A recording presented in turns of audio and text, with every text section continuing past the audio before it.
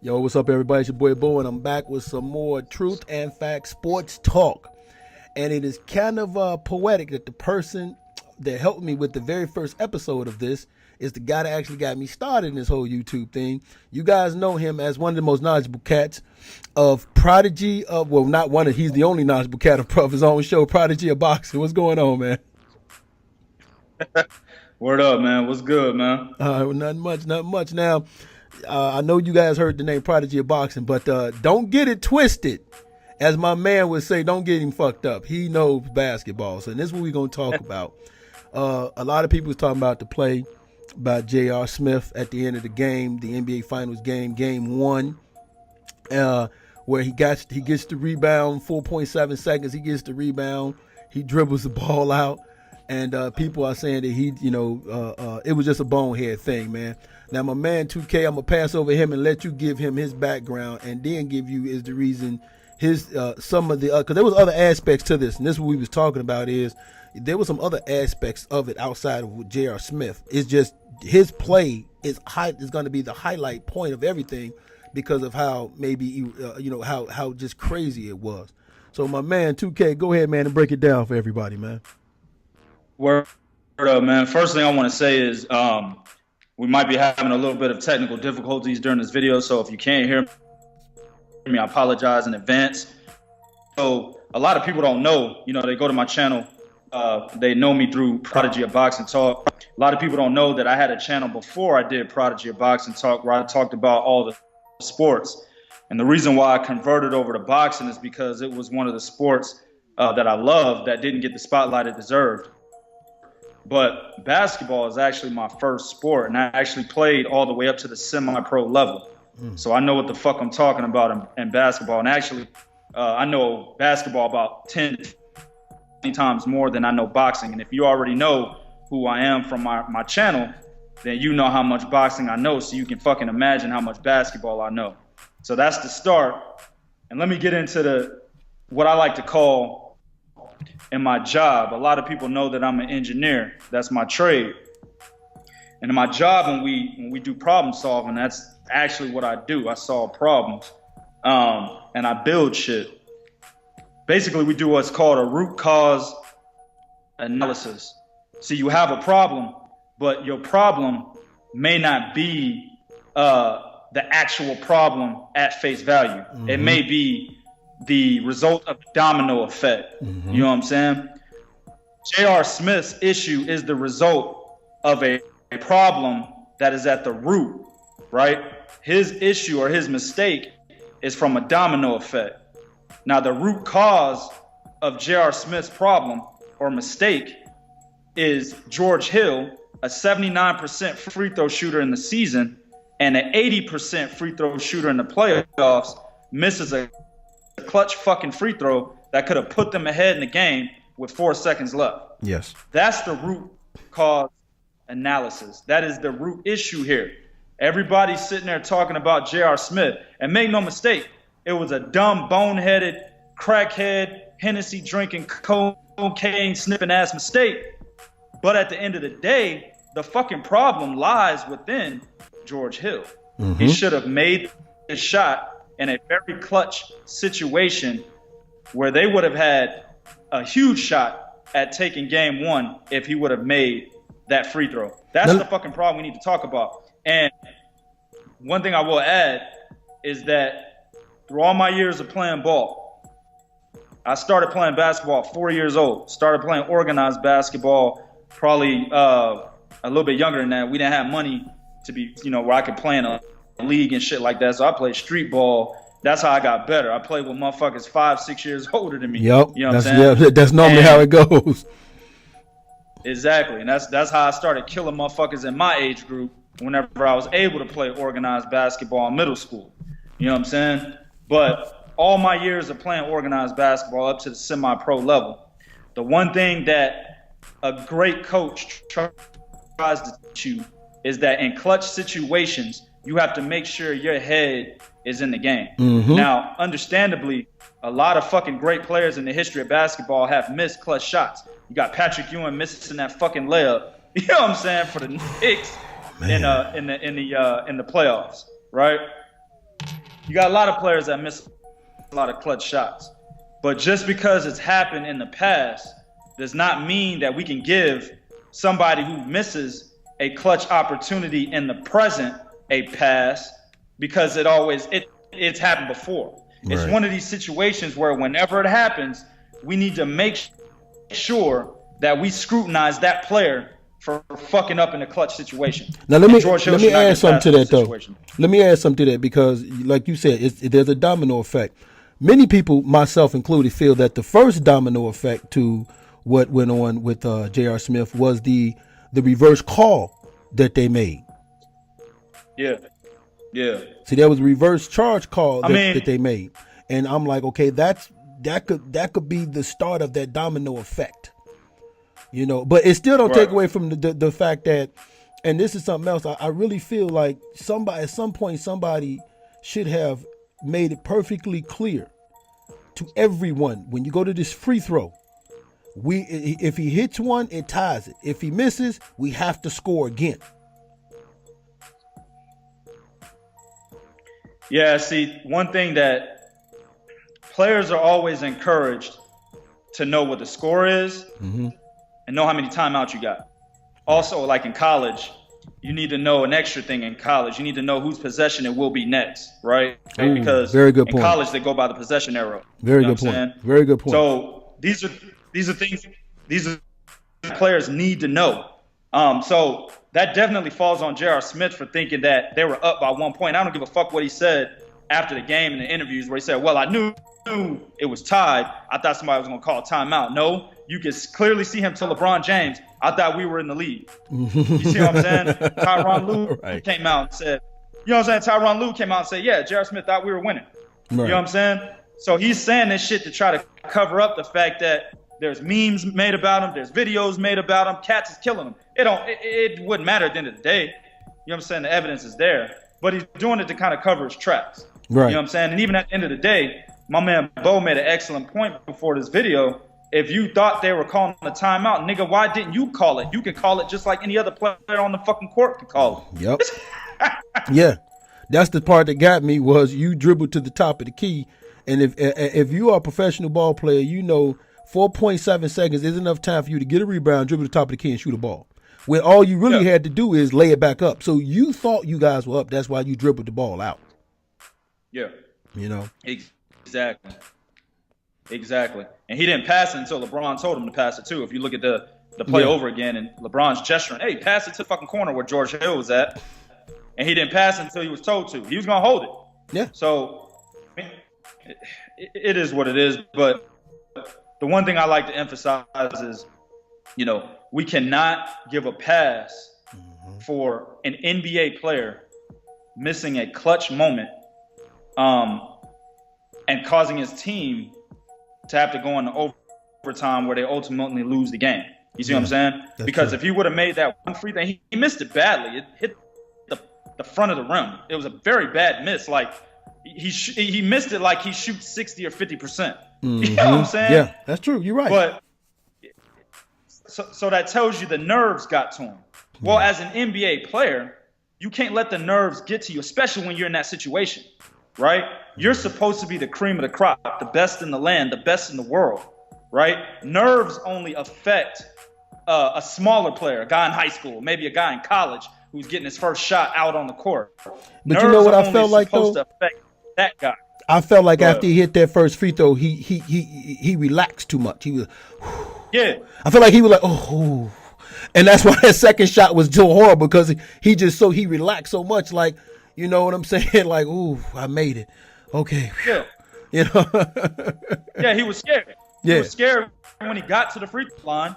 And then you're right, when he made the first free throw, it relaxed him. It calmed his nerves.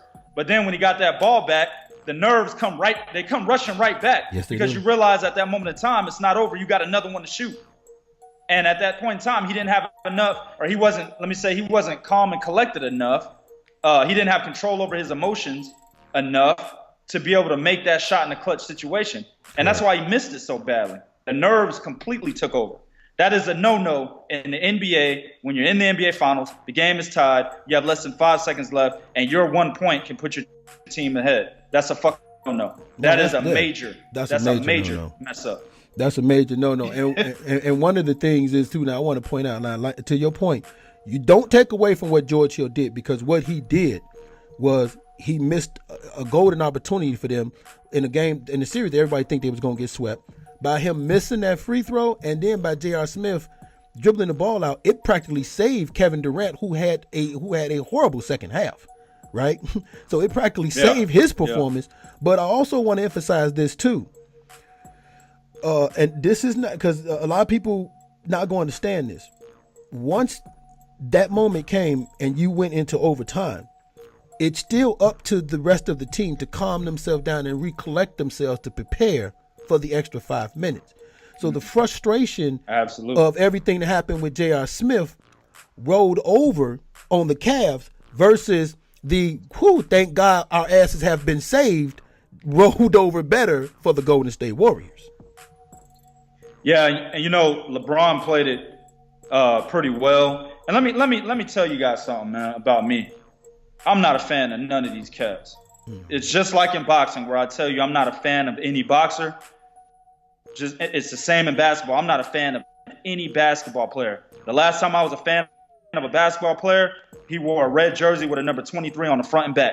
You know what I'm saying? That's the last time I was a fan of any basketball player. I was a child. Mine was gold and white with the number 42 on the back. Oh yeah. Yeah. Also hailing from North Carolina. You know what I'm saying? Absolutely. So when I talk about these players, man, it comes from a place where there's absolutely no bias. So I will say this: while I'm not a fan of LeBron James, he did an excellent job in not, holding J.R. Smith to the fire for too long. Yeah, correct. You see what I'm saying? He was like, "Nigga, what the fuck you doing?" J.R. Smith's like, "Oh, I thought we was in the lead." He's like, "You big dumb motherfucker, we weren't in the lead. All right, fuck it, let's get back. We got overtime. We got 5 more minutes." Yep. That's exactly his demeanor. You can see it on the bench. You can see how he just walked off the court, and then he came back out there and tried to lead his team, right? So he did an excellent job of not reprimanding J.R. Smith too much and allowing it to fuck up the focus of the team.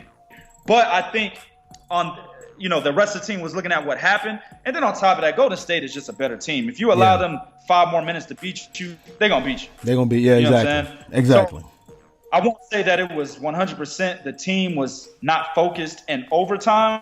I believe that is part of it.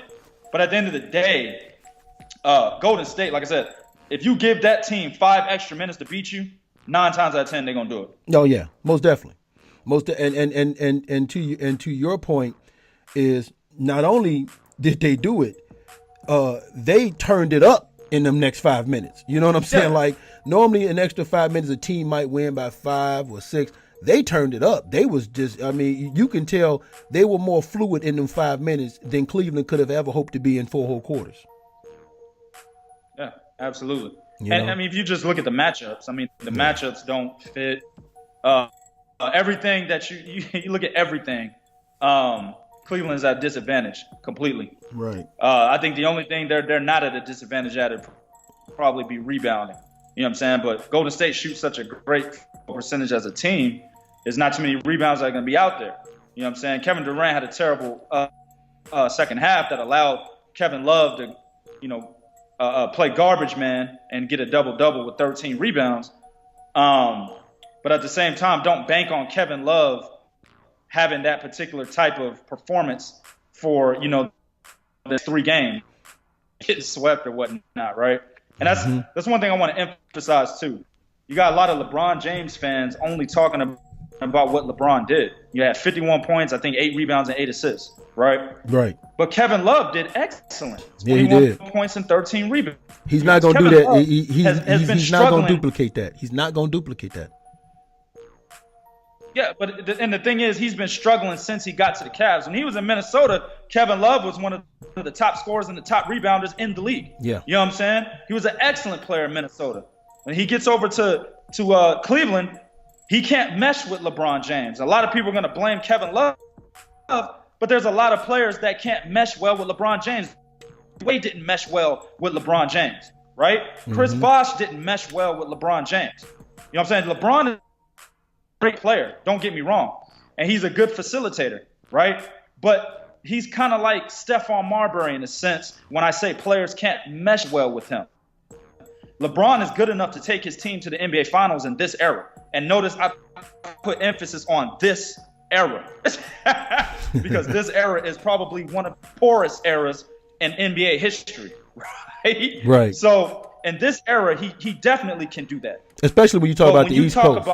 If you're talking about the East Coast, right, this era and the East Coast, and I'm looking at, if you go back to how the East Coast was, Detroit, Boston, like the East Coast was known for defense. They was known for putting people on edge. They was known for, you know what I'm saying, you ain't coming down here in the post. They was known for that. And they was tough. The West Coast is more flashy.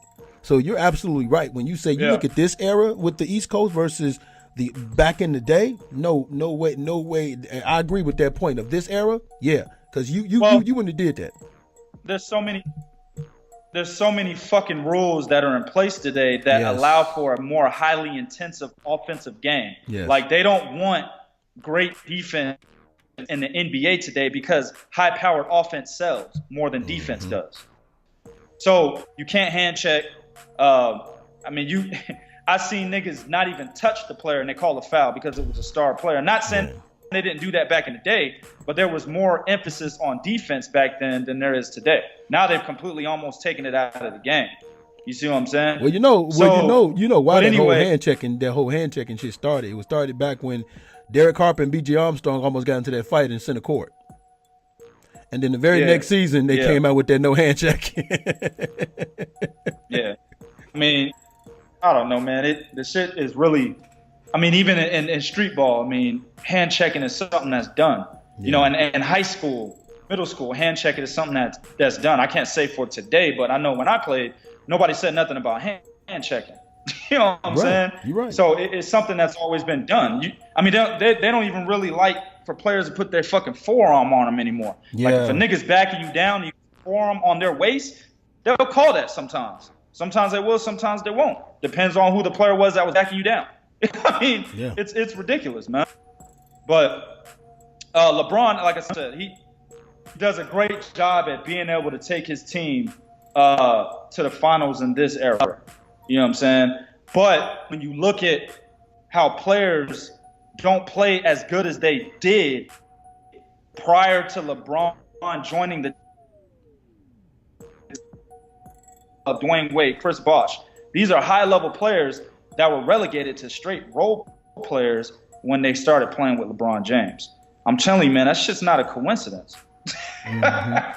Now, you know what, Les, because we going to come to, because I know you, dog, you can go all day with bass, because people don't know this. Me and you used to, before boxing, we used to go at it about ball, remember? Yeah. Yep. We used to actually go at it about ball. And people don't know man. that. What happens next, man? Do you, is Cleveland going to wind up getting swept? Because I don't think Kevin Love can duplicate that performance. Even if LeBron James gets his, I don't think Kevin Durant is going to play like he did this half in another half. I think Cleveland can take one at home. I'm going to go with 4-1, 4-2 Golden State, but I'm leaning towards 4-1 more. Mm-hmm. With the NBA, you never know. The referees, the bullshit that goes on for home court advantage. I can't say that a team is going to anymore unless we're talking about a 1 seed versus 8, or unless Toronto's in the motherfucking game. You know what I'm saying? If Toronto's in the series, you can say they're gonna get swept. Right. You're right. You're right, man. You're right, man. I'm gonna go with 4-1, man, and you're right. I don't think Kevin Durant does that shit again. Right. Now, let me ask you something. If LeBron James loses, because this has always been the talk, if he loses this championship series, a lot of people want to say that kind of diminishes his legacy because he's been to the championship game so many times and have never won versus the number of times he's actually won. But does it speak volumes of the fact that this dude has been to 8 straight NBA finals? Again, I'll put emphasis on this era. Come on, man. Stop doing that. Nah, man. I can't because this era is garbage. That's true. You know what I'm saying? I mean, it is what it is, man. I mean, motherfuckers are gonna hate that I'm saying that, but it is what it is. This era is garbage, straight up. I mean, sometimes, man, I try to watch some games during the season, and I'm gonna tell you something, man. Let me just give you a fucking example. And remember, if you're at this point in the video, I already told y'all I play semi-pro ball, so I'm looking at shit that motherfuckers are not looking at. Just Correct, like in boxing, right. I'm looking at the technical aspect of the game. I'm looking at played on the court, right? Right. I see Portland. What's my man's name? Damian Lillard, right? And when he passed it off to Robin Lopez, it was supposed to be a give and go, right? Mm-hmm. This motherfucker passed it off, but he didn't cut to the basket at full speed. He walked to the basket. Robin Lopez was like, "Here you go," and he literally jogged to a layup. See, when I see shit like that, I turn the fucking TV off. Yeah. No, I'm gonna tell you what irks me, dog. I'm gonna tell you what irks me. Defense I'm gonna tell you what irks me is when I see a ball hit the rim, goes up in the air, and then hit the floor. I'm like, all y'all motherfuckers stand there and the ball hit the ground? Man, like, how did that happen, man? I'll even add to that. When Stephen Curry, a nigga that's the same size as my right leg, you know what I'm saying? When Stephen Curry is boxing out Dwight Howard, I'm done. Yes. That type of shit. Yes. You'll never see the Kevin Willis of the 80s when he played with the Hawks getting boxed out by fucking B.J. Armstrong or John Paxson. Yeah, you that's know true. what I'm saying? That's true. You're right. Now, come on, man. Dennis Rodman. You ain't boxing out Dennis Rodman. Akeem Olajuwon. Hell, even David. I always felt David Robinson. I'm not gonna say soft, but I just felt that he could have been a little tougher. But even David Robinson, you wasn't boxing out David Robinson. He was soft in that era. Yeah. Okay. Today, thank you. Monster. Yeah. Right. Thank you. I always felt David for that era. That's a good example. He was kind of, in my opinion, he was kind of soft for that era. When you're talking about the guy, the Olajuwons and all them dudes, that's why I say he was good in the West. He was good to be in the West because he was in the East. So man, all right, we gonna close this show out. Hold on. Go ahead. Before you close it, because I didn't really answer your question. Oh, my bad. Go ahead. My bad. Yeah. So I will give him his credit. 8 straight finals. I mean, that is a feat, regardless of the fact that I think this era sucks, and I think LeBron James is a player that's, I mean, just he benefits from the rules and how everything's set up in this particular era. I still can't say that. I still can't erase his feat. You know what I'm saying? Just like I can't erase George Hill, fucking up in the clutch. You can't erase that. So it is a feat. It's great. But at the end of the day, when we talk about LeBron James' legacy, he will definitely go down in history. I mean, that's 100% fact. But when I look at it from my perspective and how I rate his legacy, I was kind of, I don't want to say done with LeBron James. I don't want to sound like that, but I took some major points off of LeBron James when he started bouncing around the fucking NBA from Miami to Cleveland, or Cleveland to Miami, then back to Cleveland. Started bouncing from team to team, looking for a team to get with so he can stack his team up so he can have an opportunity to win an NBA championship. And it's funny because the first year he did it, he allowed the Dallas Mavericks to do it. I'm glad you mentioned that because I've always said that he gets an asterisk for me by his championship title win with Miami because that, like you said, that was a stacked team. So he gets an asterisk. Now, when he went back and won with Cleveland, I gave him full 100% credit for that. Full credit. Yep. Full credit. And for cats out there that want to bring up names like, look at Kevin Garnett. Kevin Garnett spent almost his whole career in Minnesota before he went to Boston. Let's make that clear. Right, he spent his whole career before he went to Boston. And then if you want to bring up Dwayne Wade was the best player from April to June when he had, and all he had to help him was a Shaquille O'Neal that was fading when he won his title. So. Yep. Absolutely. I couldn't have said it any better than that, man. It is what it is. Like it was great because the funny thing is, I don't mean to extend the show, but the funny thing is, that I was in college that year. I was still in college. And I remember telling my boy Rick, I said, yo, he's a big Dallas fan. I said, it was the beginning of the season. I said, man, Dallas Mavericks suck, nigga. I said, nigga, as long as they got Dirk Nowitzki, nigga ain't got no defense. Nigga ain't got no rebounding ability. Nigga can't play in the post. They ain't never gonna win. Then LeBron goes to Miami, Dallas wins.